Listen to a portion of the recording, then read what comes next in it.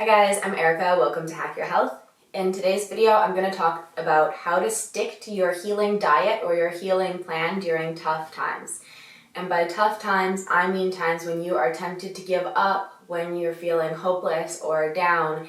And at those moments, it's especially important to have tools and practices that help you pull yourself back together and get back onto the right track. And the challenging part is that even though people can help you, even though people can support you, you really have to be the one to do that for yourself. So I'm going to go through some of the things that were helpful to me, and hopefully this will resonate with you as well.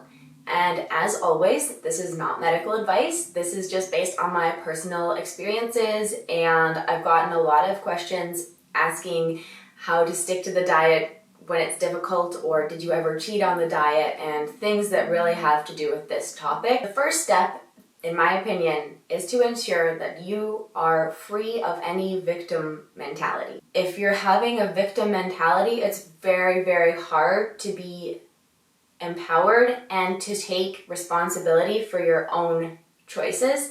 And that was the most important first step for me, was I had to go from being woe is me and I feel so hopeless to being no, it's my life and I'm going to do whatever it takes to get better, even if it's hard, and nobody's going to be able to stop me. And once you have that mindset and you switch the directions of your thoughts, which is challenging and does take some time, it's not like it just instantly switches, but once you become conscious that you can have an empowered or a disempowered kind of mindset in regards to your health, especially, you get a lot more able to make good choices, because the control over those choices, instead of being on the outside, is on the inside. It can be comforting to have a victim mindset, because then you aren't responsible.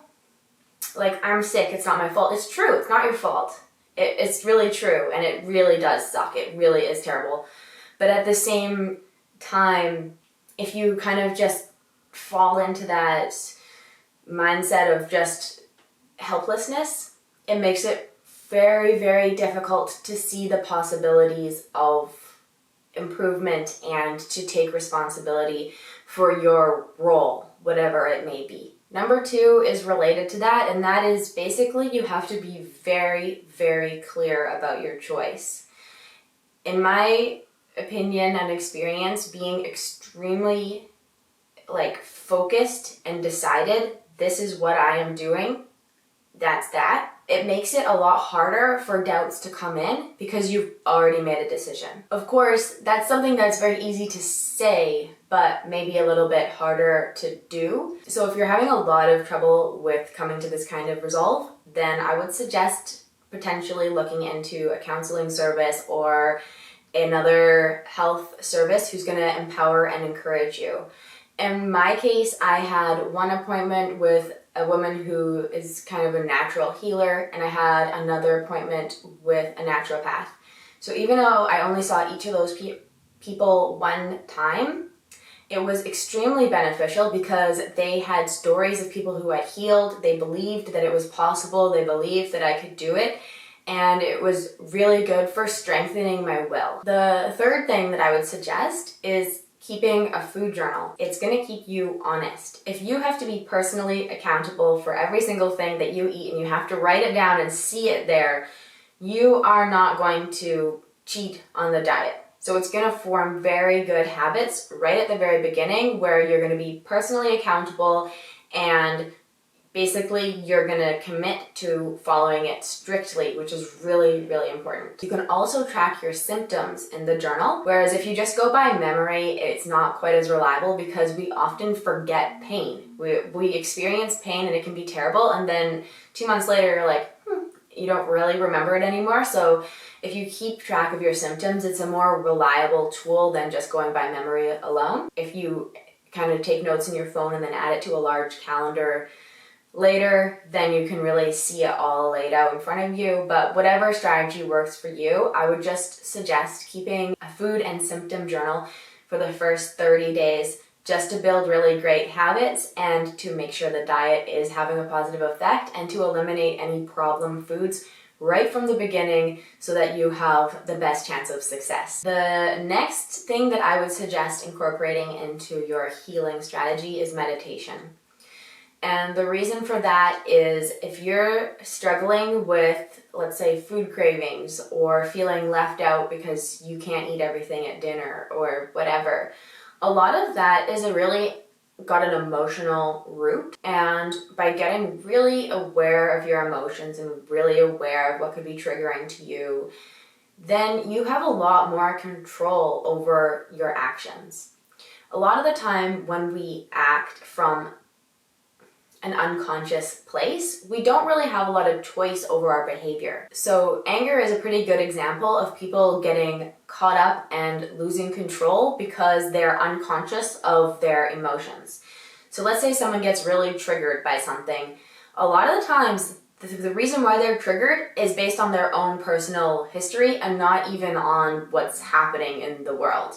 So maybe something reminds them of something from the past that they aren't very aware of, and they get really, really angry, and maybe they do something that they're later ashamed of and they wish that they didn't do.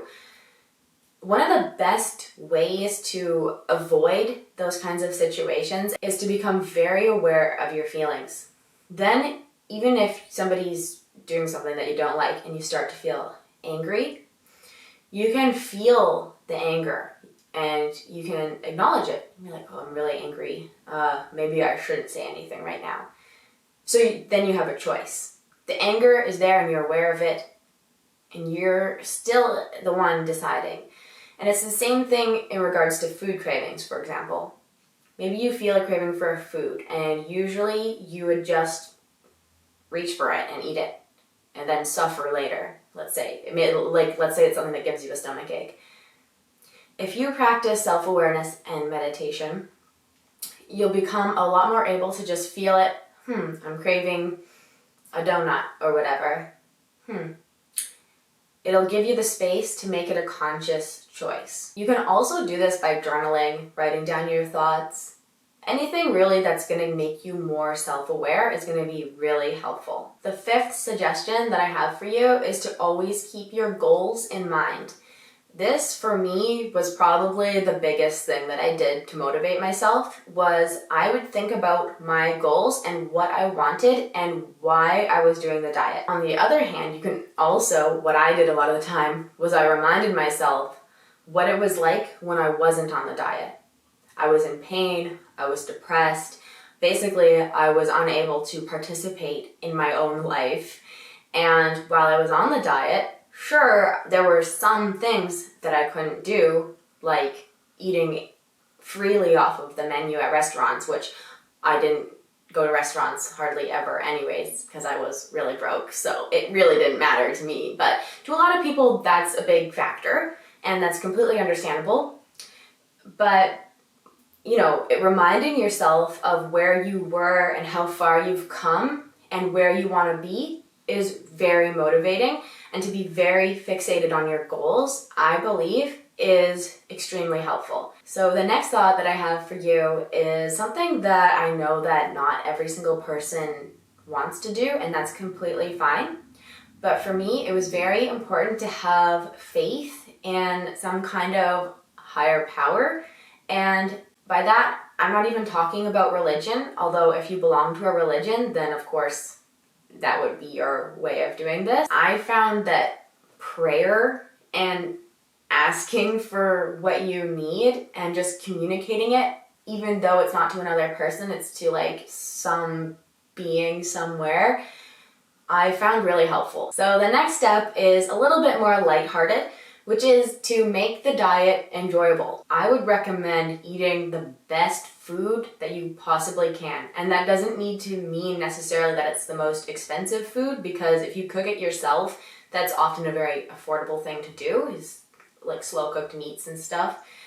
So basically, if you're starting to feel a little bit like, oh, I'm tired of this, cook the best dinner for yourself that you can imagine. Cook, within the scope of the diet, cook all the things that you like the most. I think that that's another important factor, is to look at what you're eating and make sure that it's something that you really enjoy as often as possible. The next suggestion that I have for you is basically to be patient and not to feel like you need to rush anything or to have a lot of pressure on yourself.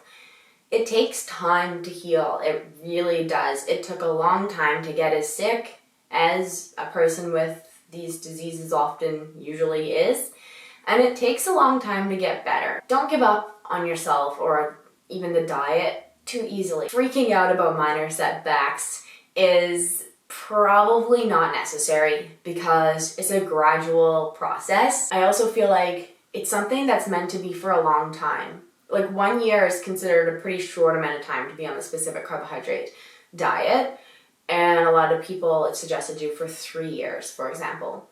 So really settling into it and having it really be like a lifestyle change, I feel like is a lot more kind of calm, and then you can kind of work out for yourself whether after 1 year or 2 years or whatever it is you want to start incorporating other foods. That's basically what I wanted to say to you. Feel free to ask me any questions, share your stories. I'm also happy if you guys want to talk to each other in the comments because you might be going through similar things. And basically, I know it's going to be different for everyone, and hopefully something in this rings true for you. Thank you so much for watching. If you have any video suggestions or other feedback, let me know in the comments below. I always love your comments. That's my favorite part of making these videos. Please subscribe if you want to see more of my videos, and like this video if you found it helpful. And all the best on your healing journey. Thanks for watching.